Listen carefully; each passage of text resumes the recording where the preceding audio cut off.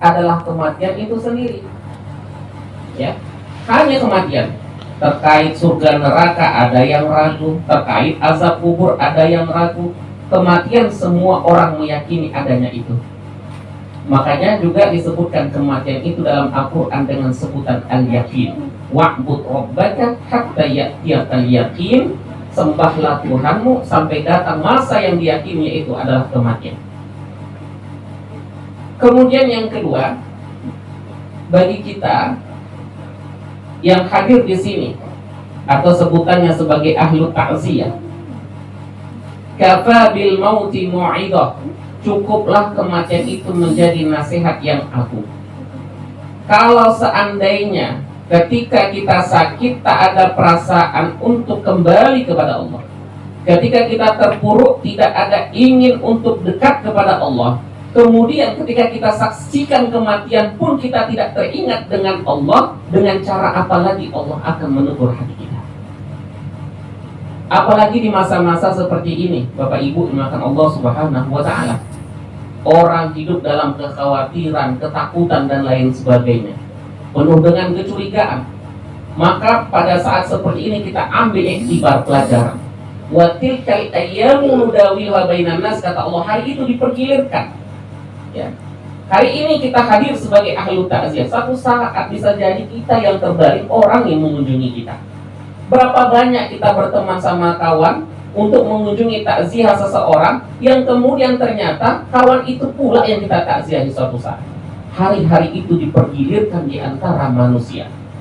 Dan hari-hari itu dekat sekali. Kullu atin qarib.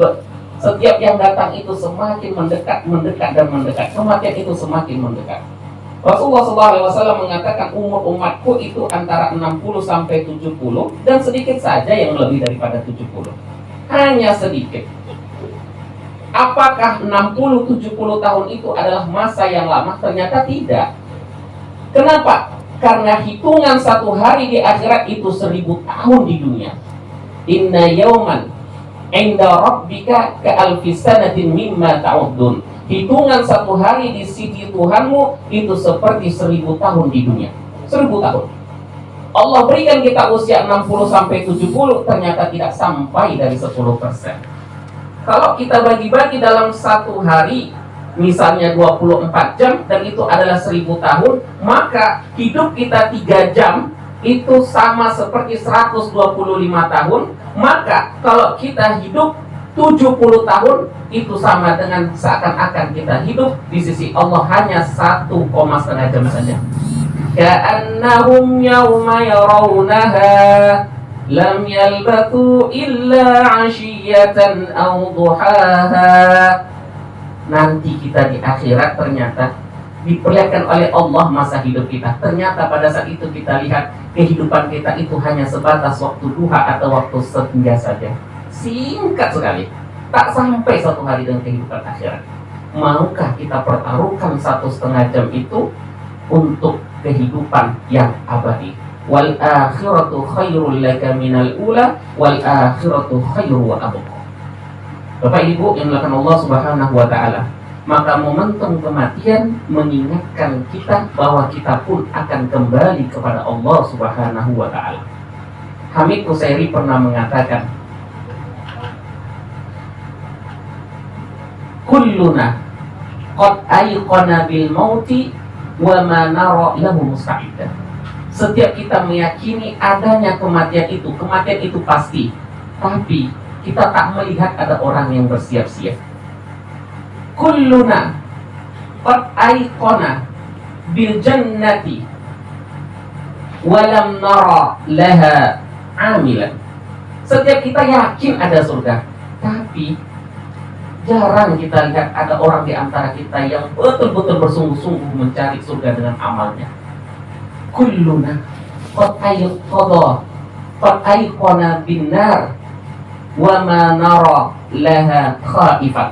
Semua kita meyakini hakikatnya neraka, tapi jarang kita lihat ada orang yang betul-betul takut di antara kita kepada neraka. Walima tafrahun. Bagaimana kita bisa berbahagia? Bagaimana kita bisa tidur nyenyak? Bagaimana bisa hati kita tenang? kalau kematian yang dekat itu kita tidak punya bekal untuk menghadapi. Bapak Ibu hadirin Allah Subhanahu wa taala.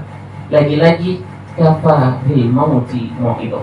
Jadikan kematian mau'izah, pelajaran dalam diri kita. Wa tilkal ayyam nudawiluha bainan nas. Hari-hari itu dipergilirkan di antara manusia. Kemudian yang selanjutnya kepada ahli musibah, kematian adalah merupakan suatu hal yang biasa. Tak ada yang istimewa dengan kematian. Kullu nafsin dha'iqatul maut. Setiap yang hidup, yang bernyawa pasti mati. Karena itu sudah fitrah. Hewan berkembang biak, ada saatnya dia mati. Tumbuhan disiram, tumbuh berkembang biak, ada saatnya layu dan dia pun mati. Manusia juga demikian. Bahkan orang-orang soleh pun meninggal. Orang-orang yang beriman pun meninggal. Itu adalah merupakan jalan yang harus ditempuh oleh manusia. Maka oleh sebab itu janganlah kita termasuk dari orang yang mendapatkan musibah yang bertubi-tubi. Apa maknanya? Kata ulama, musibah itu sudah ujian. Kemudian kita tak mampu untuk mengambil kesabaran di dalamnya, sehingga kita putus asa, kita jatuh, terpuruk, dan kita berburuk sangka kepada Allah. Bukan rahmat yang didapati, bahkan laknat dari Allah Subhanahu wa taala. Itulah makna musibah yang bertubi-tubi. Orang yang beriman pasti pandai mengambil kesempatan menjadi hamba Allah Subhanahu wa taala. As-sabru 'inda daf'atil ula. Inti dari kesabaran itu adalah ketika pukulan yang pertama. Inilah dituntut kesabaran itu. Kalau nanti 30 tahun lagi, 20 tahun lagi, pasti semua orang sudah sabar, udah lupa. Tapi hari ini kita dituntut, sabarkah kita? Betulkah kita menjadi hamba Allah yang terbaik? Jangan lupa, ini kita berada di bulan haram, bulan Zulhijjah, bulan yang dimuliakan Allah. Maka amal soleh pada bulan ini dilipat gandakan oleh Allah. Begitu juga nilai kesabaran. Orang yang sabar pada bulan ini ketika Allah berikan dia ujian, itu lebih dicintai oleh Allah, dilipat gandakan nilai kesabarannya dibandingkan kesabaran di luar pada bulan-bulan yang dimuliakan Allah. Maka kita dituntut untuk senantiasa bersabar dari segala hal ketentuan yang Allah berikan dalam hidup kita. Ma asaba min musibatin illa biidznillah. Tidak ada yang tertimpa musibah kalau itu bukan karena izin Allah. Tidak ada. Ya. Bapak Ibu hadirin dimulakan Allah Subhanahu wa taala. Maka oleh sebab itu, hal yang harus kita lakukan adalah kita penuhi hak-hak dari orang yang sudah meninggalkan kita. Kalau ada hutangnya, maka sebelum harta peninggalannya itu dibagi, keluarkanlah untuk melunasi hutang-hutangnya. Jangan nanti menjadi bebannya di akhirat. Kan dalam satu hadis disebutkan ada seseorang yang mati dalam perang, dia syahid, terhalang masuk ke dalam surga disebabkan dia masih memiliki hutang. Yang kedua, wasiatnya. Barangkali ada wasiatnya, maka tunaikan, keluarkan. Kemudian yang selanjutnya barulah kita untuk membagi dengan secara syariat dari hasil peninggalan dari orang yang meninggalkan kita. Dengan itu Allah ridha kepada kita, dan itu menjadi kebaikan bagi kita dan juga almarhumah ataupun orang yang meninggalkan kita. Kemudian apa yang kita lakukan selanjutnya? Jangan putuskan tali silaturahim kepada orang-orang yang dulu almarhumah dekat kepadanya. Dengan kita mengunjunginya, kita jalin tali silaturahim, maka orang itu pun akan kembali rasa cinta dan sayangnya, dan dia mendoakannya. Mudah-mudahan doa tersebut akan sampai dan diijabah oleh Allah Subhanahu wa taala. Kemudian yang selanjutnya, jangan lupa mendoakan. Karena hari ini kita mampu untuk beribadah. Hari ini kita tahu dan mengenal Islam. Hari ini kita berakhlak, beradab adalah buah dari pendidikannya. Maka oleh sebab itu kita berdoa kepada Allah untuk kebaikan-kebaikannya. Itulah yang diajarkan oleh agama kita. Setiap kita berdoa, Allahumma gfirli wali walidayya warhamhuma kama rabbayani shaghira. Ya Allah, ampunilah aku ya Allah. Ampunilah kedua orang tuaku ya Allah. dan sayangilah mereka berdua sebagaimana mereka mendidikku di waktu kecil. Kama rabbayani shaghira. Kenapa harus ada ungkapan kama rabbayani shaghira? Menunjukkan orang tua pasti sayang kepada anaknya. Dulu mendidik dengan rasa cinta, kelembutan, mandikan anak dengan kelembutan, memikirkan pendidikan dan lain sebagainya. Dengan kelembutan tersebut, mudah-mudahan Allah pun membalas kelembutan itu dengan kelembutan yang Allah berikan kepada mereka. Kama rabbayani shaghira, ya Allah. Apabila doa itu betul-betul kita resapi, maka tak jarang menetes air mata kita, seakan-akan yang kita doakan itu berada di depan kita. Kemudian